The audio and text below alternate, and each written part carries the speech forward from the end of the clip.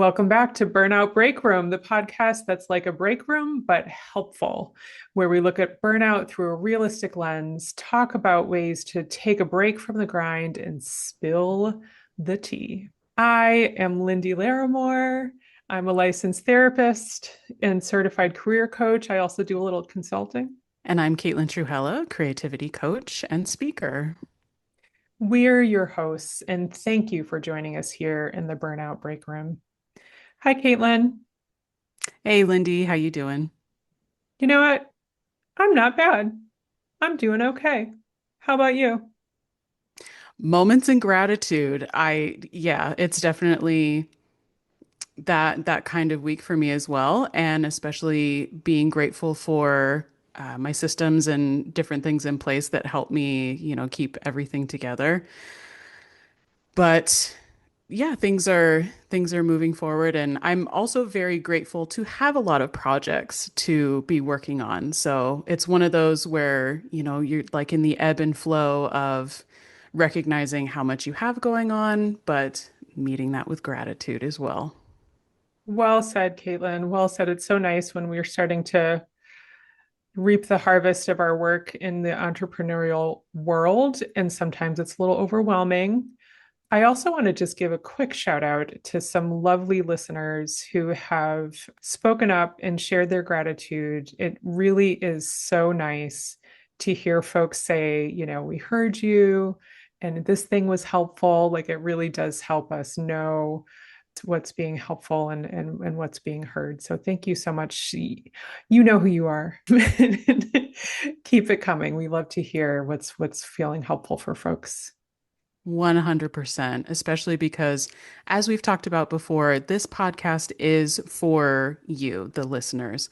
So everything we talk about is to, help you feel seen and heard, but also to provide real and tangible, actionable solutions and results so that we can all continue to grow together and also remember to take some time for rest when necessary. Absolutely, Caitlin. And of course, when we talk about those real, tangible, and actionable results, one of the things that we talk about is systems, because those are the things that are going to be serving us day in and day out. And today, we are very fortunate to have with us Amy Sussex, who is an operations and client experience consultant who helps service-based entrepreneurs simplify and systemize their businesses for sustainable growth. And as the founder of the Business Management Co. and host of the You Are Your Business podcast, Amy empowers entrepreneurs to build strong systems and amazing client experiences without the burnout of being a solo entrepreneur. Amy, we are so happy to have you here today. Thank you so much for having me. I'm so excited to be here and chatting with both of you about this very important topic. I know we were talking about offline around systems and entrepreneurship and really keeping it together at the end of the day and not burning our businesses down and as we burn ourselves out. So, yes, Preach. yes. Absolutely. So, Amy, we'd love to know more about your burnout experience. What led you to this place? Yeah, absolutely. So I kind of have, I guess it's a two-part story. I'll kind of try to keep it quick here for our listeners too. So I actually started in the corporate world and was a supervisor. And I kind of had like a little bit of an awakening one day. I was unhappy. I was having panic attacks, anxiety, and going, who am I? How did I get here? This isn't really what I want to do. This isn't how I want to spend the next 30 years of my life. I've already spent 10 years here. How do I want to continue this? And so I went down the rabbit hole journey of who am I and what I want to do. And I went on maternity leave with my first child. And I was grateful during that time to have that space. And I was like, you know what? I want to start a wellness business. Selfishly, I realize now it was more for me. I did want to help people at the end of the day, but really I needed to like ground myself, ground my nervous system because I was spiraling at that point. So I started a wellness business in 2019. And then in 2020, as we know, the world shifted. And so I was open, close, open, close. So I was going through that roller coaster of a ride, just trying to survive. I had another child in 2022. So 2023 was the first year that I worked like an entire full year inside of my business.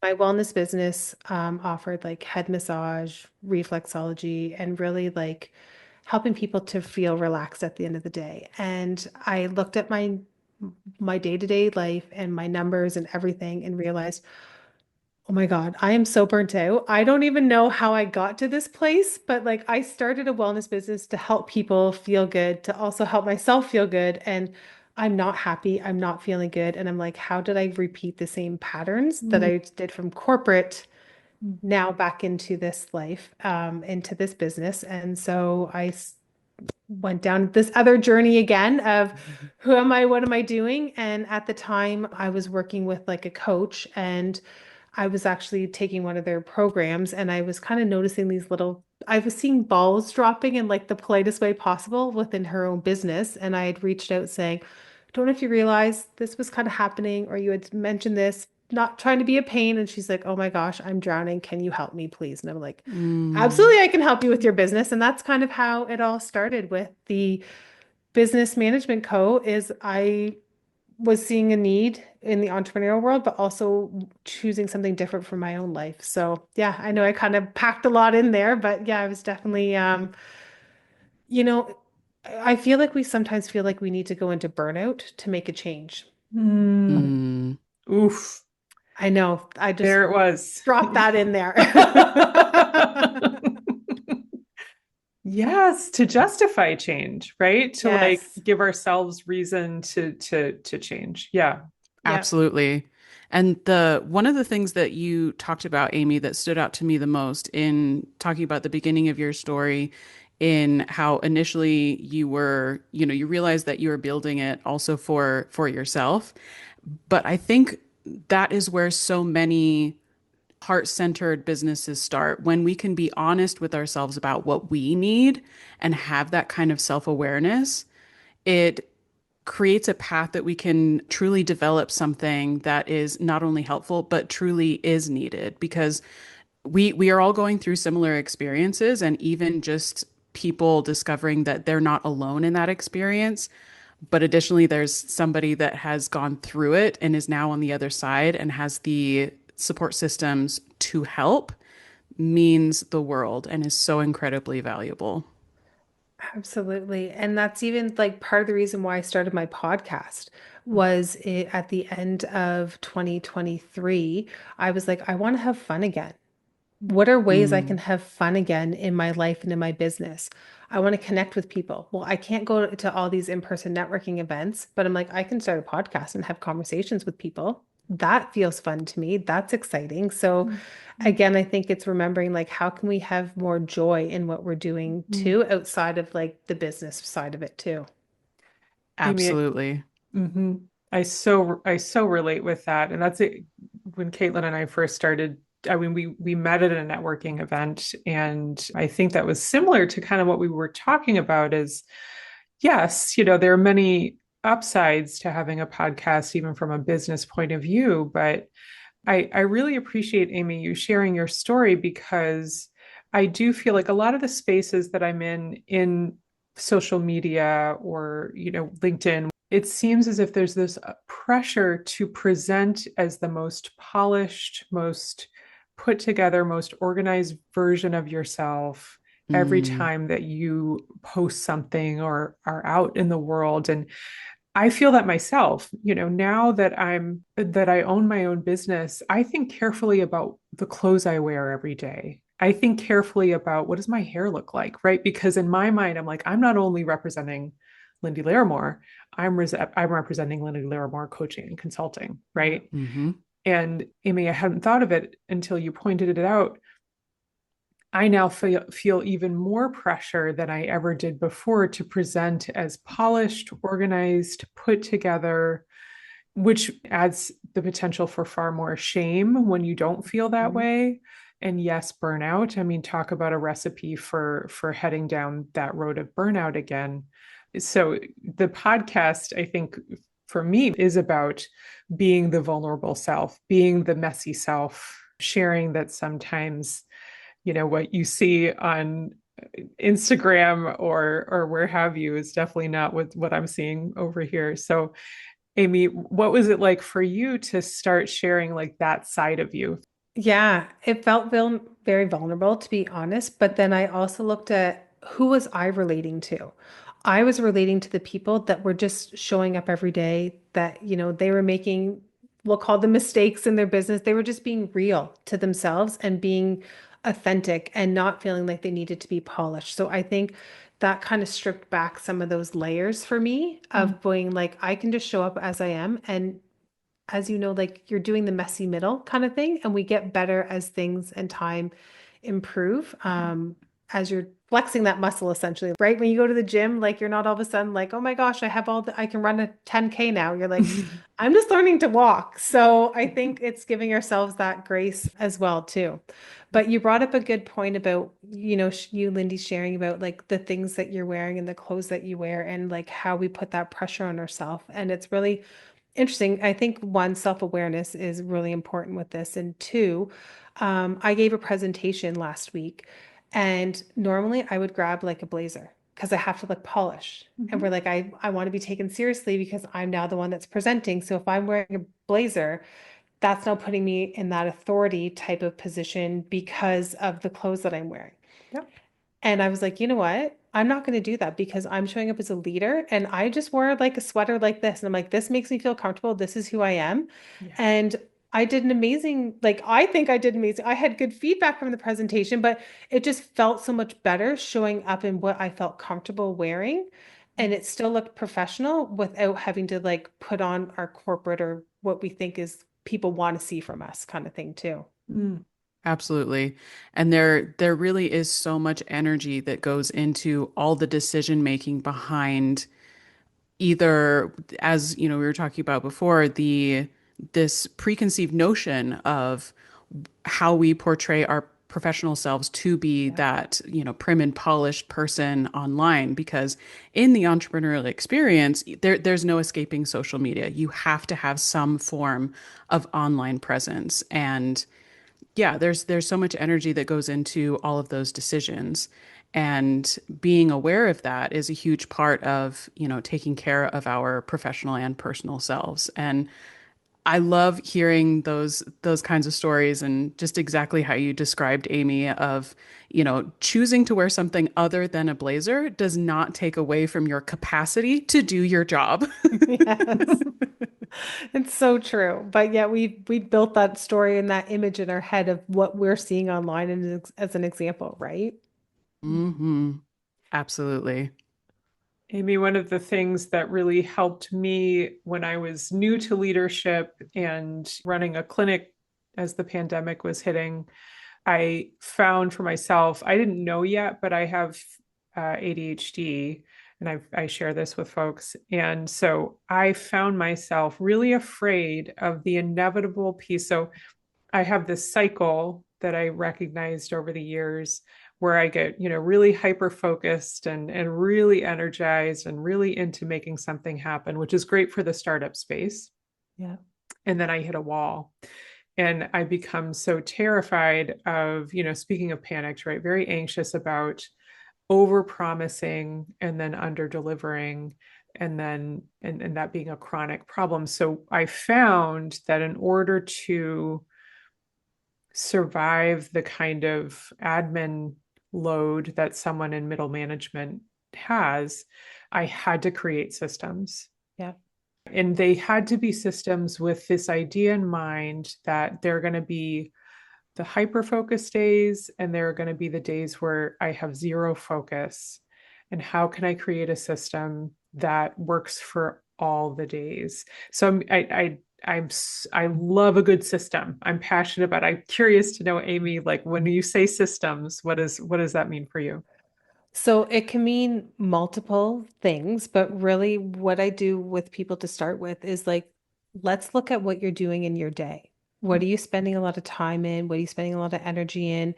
And then we start to almost time block essentially, because a lot of times as entrepreneurs, we're wearing all the hats. We've got all the things to do, and then we get sidetracked by everything. So it's like, okay, let's set up. I'm going to check my emails and social media when I first start in the morning. Let's check now after lunch, and then let's check at the end of the day. So we're having that like dedicated time to look at those things. And then again, you're like, okay, what's task important? What are my three focuses for the day? And then checking them off. And if you don't, that's okay too. And like you said, you're going to have days where you're not feeling it, and recognizing that like today was a really productive day, tomorrow might not be. And if tomorrow's the not productive day, what is important on this list? What can I push off to another day? Because right now I need to fill my own cup, and I need to do what feels good to me, because we are going to have those ebbs and flows, and we can't go 1,000 times a minute all the time, right? So I think it's really having that awareness piece, and then really monitoring like what you're doing in your day, and recognizing what's also filling your cup. So if you're doing a task like writing emails, you're like, oh my gosh, I can't handle this. Maybe put that on for a day when you're feeling really productive. And that's the day that you write the emails, as opposed to the day when you're not feeling really intuitively wanting to put that out there. So that's some of the suggestions that I find that's been really helpful for people too. Absolutely. Time blocking has been really useful for me as not only as an entrepreneur, but also for my academic experience too. So at the height of my burnout, I had a full-time job, I was building my business, and I was finishing my degree. And so time blocks saved my life at that point. And so being honest with ourselves about how much time we're spending online, especially in terms of social media, I think is really important to that. And so I would love to also hear your input on the difference between those and how we can be honest with ourselves about that time. That is a really good point too. So I think one of the things I've even done for myself, which can be challenging to do at times, is even just using a system like putting out of office, like just having for emails saying, I check emails between this time and this time. And so because we live in a world where we want instant results, instant gratification, and we think as a business owner, if I'm not responding right away, I've now lost that person, or they don't think I'm a good person in business or whatever, right? So I think again, by having those automated emails set up, that's now you've set that expectation. They can expect, when you'll get a response, even putting that on your social media. Thanks for your DM. I'll get back to you like at this time kind of thing. So I think putting those in place is really helpful. And then sorry, I'm trying to recall the other part of your question that you were saying saying too. But yeah. Oh, no problem. So I Yeah. was I was just talking about our the time that we spend online, both from our Yes. professional personas and then personal. Gotcha. So are you referring to like us showing up online and personal, or like the time that like the dedicated time? So the to explain a little bit further, what I mean is so of course as entrepreneurs, we have to, spend time online in terms of promoting our business on social media, and that Yes. takes us a fair amount of time. And Yes. then if we're taking time during our breaks or our personal life to also, be scrolling TikTok or Instagram, that's even more time on those platforms. And so being conscious of how that can affect us, not just in terms of the way we're spending our time, but the information we're taking in, and also, how, comparison or imposter syndrome might begin to set in, how that affects us. Yeah, I was just going to say those things come to mind because you're going online to doom scroll basically if you're like avoiding doing a task or doing something. And then that's exactly what sets in is you're like, "Oh, I can't now do that post because so and so just posted about that." So they're going to think that I just copied that person that just posted, or look at that amazing reel that they just did. I could never do that. I'm not as good. So then we put ourselves and our business on our back burner because we Mm, get stuck in that whole comparison trap and the imposter syndrome. And then I think from like the personal standpoint, knowing that there's like it's okay to go on and scroll sometimes. Maybe sometimes you need that mindless action. Maybe you just had a tough call with somebody. Maybe you just had a challenging work item that you're working on. Like whatever the case may be, it's okay. Maybe set a timer. I'm going to go look on my phone for 5 minutes and I'm going to go like the one day I needed a good cry. I just knew I needed a good cry. There's MD Motivator. Mm-hmm. I love his Instagram account. He's so inspirational. So I was like, I set my timer on my computer for 5 minutes. I watched his reel. I had a good cry. I was like, okay, I've released that emotion I was feeling. I've released what it was such a good story. I can now go back to like focusing again. So I think also recognizing that like we're human. We're not robots. So we're going to have those moments that we need to like release some of that energy too. Mm. Mm-hmm. Beautifully said, Amy. I think the thing that stands out to me, when we're talking about doom scrolling today, right? And there's so much opportunity. It feels more than ever that there is opportunity to doom scroll. There are no spaces anymore where there isn't doom. And so I think one of the things that I was off social media until I started my business and realized I had to be on social media because there was a moment in time where I started to ask myself from a very mindful and intentional place, how do I feel as I'm scrolling and when I leave scrolling? And the answer was usually not good, usually not Mm-hmm. okay. And it wasn't always like bad but it was just like, yeah, I don't feel great about myself. I find myself in a mode of comparison a lot. And I also find myself not always happy for the people who, it's always a little bit competitive. Maybe that's more about me, I don't know. But what I appreciate about what you're sharing, Amy, is you're talking about just being intentional with Yeah. your time, and there's an element of mindfulness to that, that's like, how is this affecting me? And to your point, sometimes it is exactly what you need, and that's okay too. So I'm curious to know, Amy, for you, it sounds like you've built some wonderful tools around recognizing your emotional needs. Yeah. And I am a therapist, so I have to ask, I'm obligated. Yeah. How have you built that practice? I've done a lot of work. So I've done like therapy myself, but it's really just getting myself to be quiet and asking myself, what do I need in this moment? I also have two young children. So I feel like one's 7, one's 3. They have like cracked me wide open that I was never like I was very like masculine, work head down, and they honestly has also really shifted me as well too. So I realize a lot of times I'm constantly checking myself whether they're with me or they're not with me because the energy that I'm putting out is now affecting them. So like if I've had a Mm. frustrating day and they're seeing this like this chaotic energy from me, that's how they're showing up and they're mirroring that back to me. So I think by doing therapy, I do a lot of breath work. I do a lot of like groundingness. I go for walks. I ground my feet outside in the grass. Like I think it's just really taking that time for ourselves that sometimes we're like, it just doesn't feel, I don't have the time. We always tell ourselves, I don't have the time because we're wearing all the hats and I have all the things to do. But really, by giving yourself even that 5 minutes of and just asking, what do I need in this moment? Maybe it's a drink of water.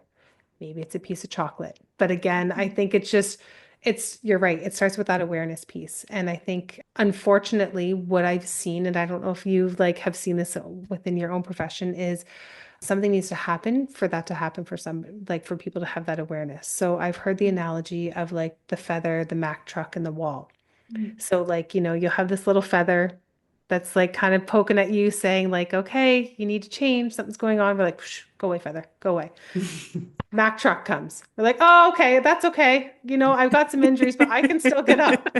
And then you like slam into the wall and you're like, I have nowhere else to go. I'm forced Oh, now to face this. And Mm. so yeah. I think because I've had any of those like wall forcing, I still start to now pay attention to those feathers. Going, if I don't start paying attention to this feather, I'm going to end up at that wall again. And I know that's not a good place for me to end up at. Mm.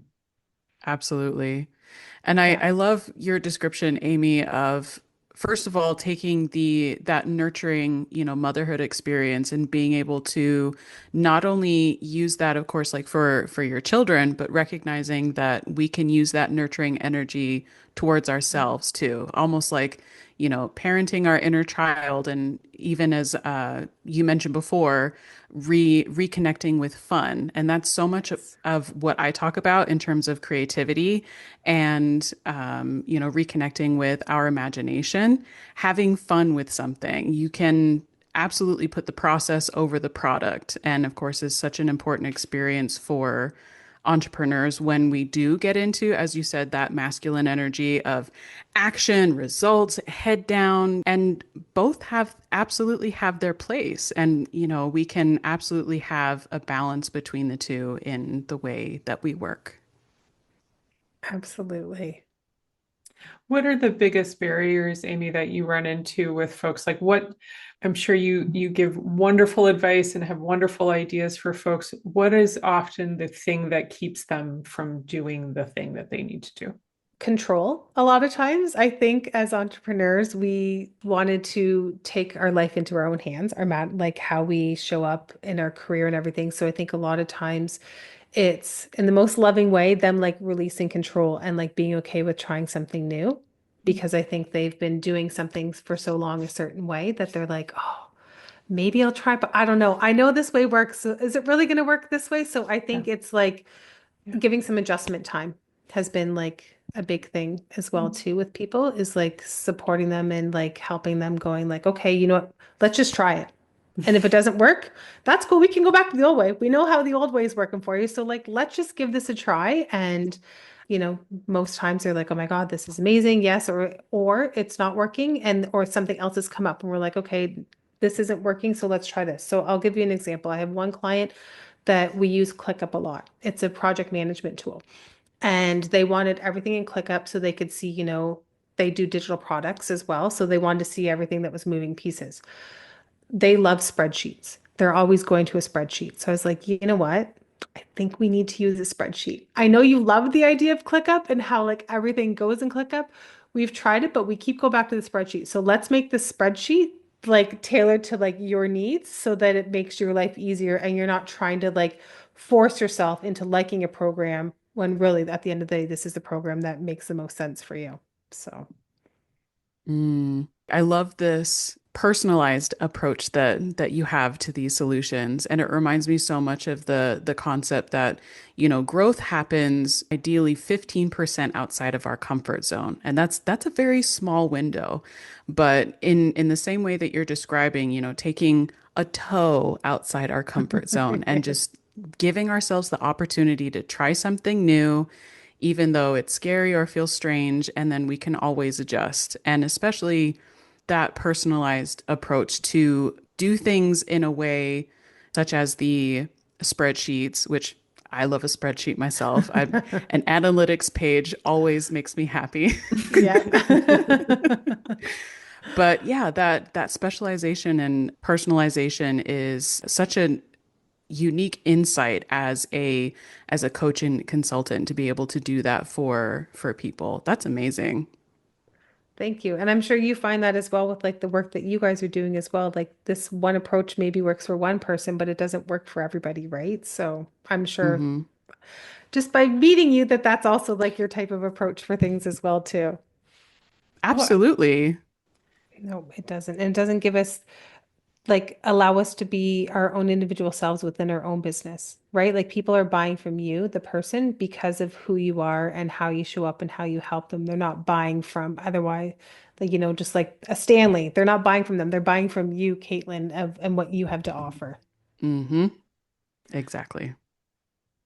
and Amy, I will share just as a therapist and a little bit in coaching as well. So I do my new specialty is working with folks with burnout, but specifically what I ended up finding when I was in the burnout space was a lot of folks really struggle with focus. So I ended up, because I have to be an overachiever and everything, I just got a certification in working with ADHD. And I had to switch up everything I know about treating ADHD just a couple of weeks ago because I kept coming up to a wall. And it's possible I was misunderstanding some of the approaches or what have you, but oftentimes people would come to me and say, I really struggle with time management. And we would say, okay, let's do some time management work. And then eventually we'd hit that wall that you're talking about. And I started to recognize, I was like, oh, I know what this is. I know what this is. It's shame. It's shame. Mm. Yes.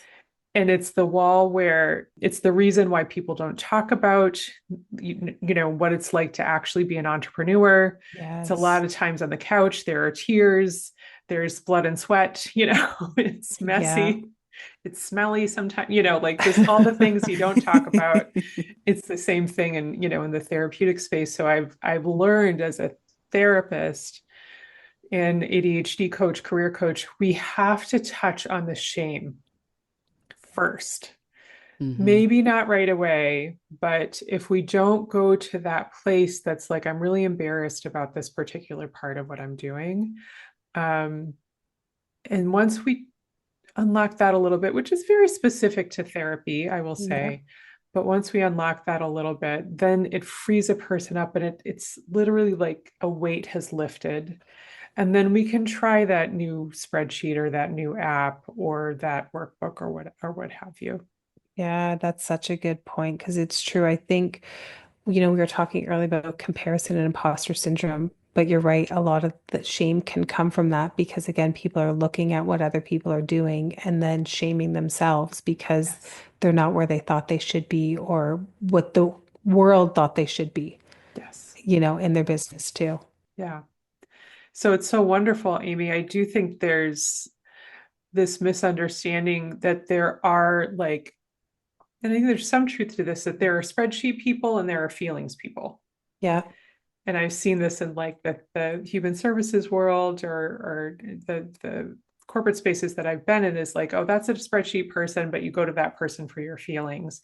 And Amy, right. it sounds like you've created a space where you can be a little bit of both. Am I hearing that right? Well, now that you say that, it sounds like that. Yeah, so thank you for acknowledging that and pointing that out because I haven't even recognized that, I guess, within my own business that I have created that space. And that probably, I'm sure, comes from, the work that I've done on myself, but also having that background within my own wellness business too. So thank you for that. So here you have it, breaking news. If you are a Yes. spreadsheet person that have feelings you need to process, go to Amy. I have limited with the feelings. I can understand your feelings, but I will guide you to professional help to work through the bigger feelings that you need to work through for sure. Well said, well said. Yes, safe space for your Yes. feelings Yes. and you'll be guided in the right direction. Yeah. Yes. Absolutely. And for those that have a lot of feelings about spreadsheets, Oh, it's funny because there's some people they're like, I don't even want to look at that. I don't even want to know. It's so interesting, definitely. But yeah, it's so funny. Like it can bring out all interesting aspects of people's emotions of whether they love something or don't love something too. Hmm. Is there a particular industry that you love to work with that you work with more than others or like tell us who's coming to your door or your virtual space.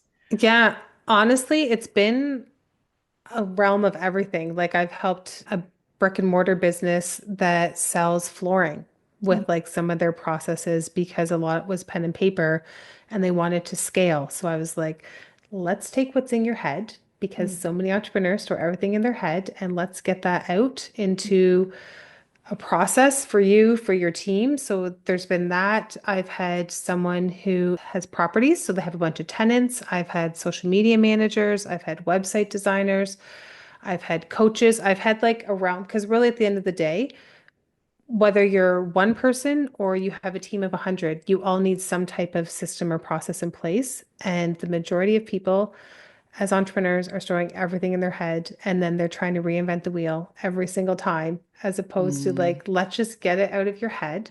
So mm, you have that space and that capacity to have some creativity again in your business, have some fun in your business, and mm, maybe create new offers or do exciting things or go to networking events or do the things that you love mm, because it's no longer stored in your brain and it's actually in a safe space that you can go back to when you need it again. So, yeah, I mm, feel like it could be anyone that I mm, tend to help with for that.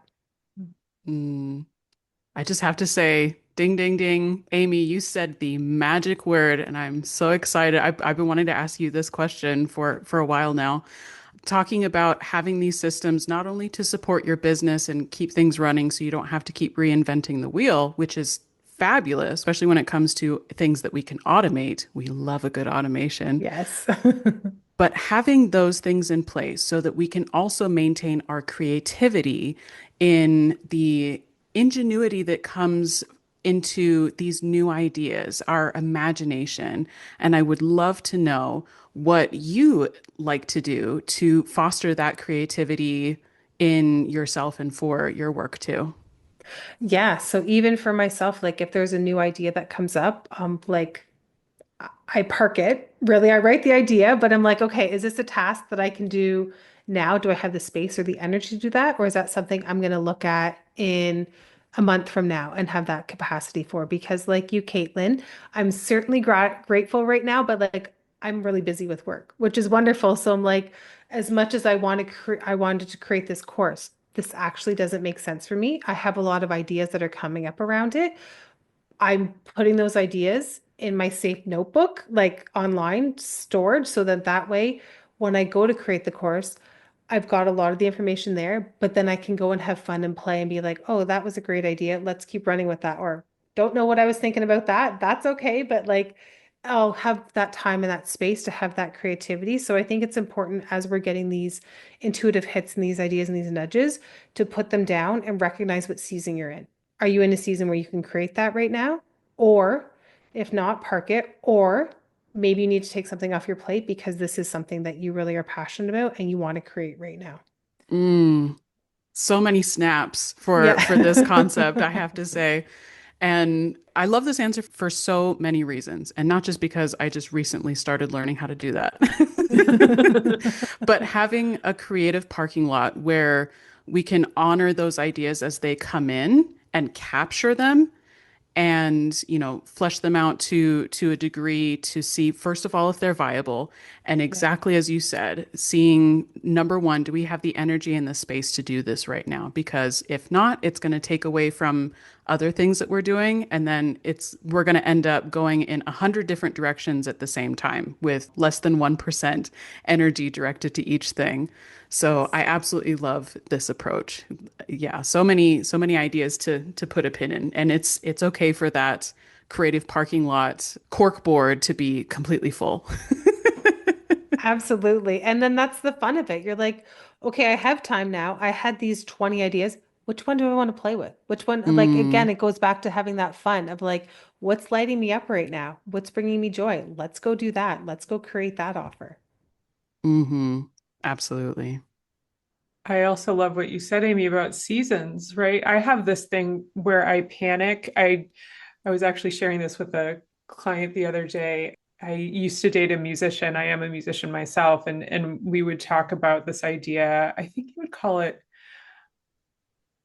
like a whiteout or snowstorm or something. Like any month that had nothing on the calendar was terrifying, right? As a freelance whatever or an entrepreneur, that was always terrifying. And so I'm someone who, when I see something like that, I start to panic and I start to say, okay, what thing do I have to do right? What 85 things am I going to say yes Yeah. to now? Because I forget that seasons are a thing. you know, Yes. I think I assume that this is my forever unless I go into panic mode and create 85 opportunities that I'm then going to have to follow through on, and they're probably all going to hit at once. So I'm wondering, Amy, when you talk about seasons, what does that look like for folks, and how do we remember seasons? So I'm going to say track it. This Mm, is a big thing and something that I encourage clients to do. So track your month. What's happened, what's worked, what hasn't worked, what's gone well. Because then, when January comes around again next year in 2026, I can look and go, okay, you know what? Last year I had this many clients, I did this many things, this was my income. Okay, am I on track for that? Or mm, if not, like that's okay. Maybe I need that space right now. Maybe I need that breathing room because I just had a crazy past 3 months. And I know that February, March, April, things tend to pick up more. So it's okay if I'm slower now. But again, we can't make those decisions if we don't have things tracked and stored and written down somewhere. Because right now it's all a guessing game. And so your nervous system and your mind are going, I'm not safe. I need to create all these things. Where again, if you had it written down, like you're saying, you're not going to go and create 85 new opportunities because you're like, this is just the down season that I have. So the first thing is definitely tracking so you can make those informed decisions. Absolutely. Mm-hmm. I couldn't agree more with you, Amy, on that. And one of the things that I find personally to be a huge support in that as well is when I first started as a public speaker, one of the things I did was join a women speaking community. And one of the first things that I learned there was that September, in terms of events and potential speaking opportunities, is when it kicks off. And Yeah. so even having that feedback from the community of those kinds of insights that you wouldn't Yes. probably know until you got into it and into the flow of that kind of work, I wouldn't have known. That's such a good point of like having your community, but then also even like, we were talking about social media. Is there certain times that you want to be more present for social media? So like, for example, Mm, in my wellness business, in the month of July, July 24th is International Self-Care Day. So I always made a point to be very active in the month of July and representing that. So like again, having those things written down, knowing even for your own business, the seasons that you want to make sure that you're active in for like social media too. Mm-hmm. mm, absolutely. This is some really great actionable things, Amy, and we're just so grateful that you are sharing this with us and with our listeners, and such wisdom that you're bringing. And I feel both seen and a little called out, and like I have some Oh work no. to do Oh no. in the best That possible wasn't the way. No, intention. best possible way. I'm calling myself out Yeah. Same. Hmm. about seasons and tracking. I mean, data is important, and if it's all based on feelings, we might get the wrong message. So I think that's such an important message. And Amy, we're so grateful for the time that you spent with us and for sharing your knowledge and your wisdom. Where can folks find you? First off, I'm so grateful to be here with both of you and sharing in this really impactful and important conversation that I know so many entrepreneurs need to hear as well. But people can find me on Instagram at amy.sussex, or you can listen to my podcast as You Are Your Business podcast. And it has like the links of where to connect with me via email or my website and stuff like that too. So, yeah. And Caitlin, when I'm not seeing you in the burnout break room, where would I find you? You can find me on all the social medias and also at editsandgreen.com, where I do creative speaking, coaching, and I also am a book editor. And Lyndie, where can people find you?